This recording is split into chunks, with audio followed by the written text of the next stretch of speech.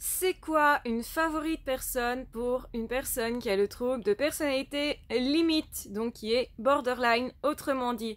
En réalité, cette personne va être le point de référence de la personne borderline, va être la personne qui en réalité va avoir la charge de gérer la vie du borderline, de gérer ses émotions, d'être en fait son socle, sa base fiable. Et en fait, le problème de ça, c'est que souvent, la personne qui est la favorite personne ne s'en rend pas compte, ne sait pas ce qui repose sur ses épaules, en fait.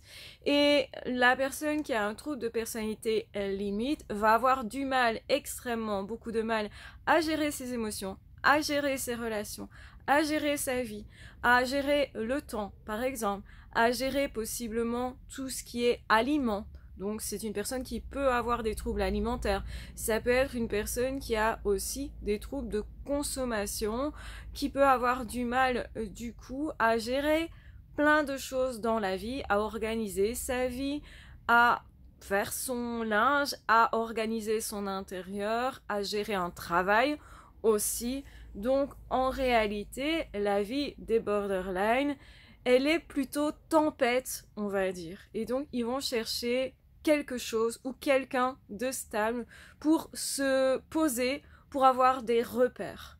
Le problème de ça, c'est que la personne qui est en face n'est jamais infaillible et n'a pas forcément cette envie de tout gérer, n'a pas forcément cette énergie et justement, comme je le disais avant, n'a pas conscience de servir de base solide. Certaines personnes vont se dire ah c'est chouette parce que tout est centré sur moi.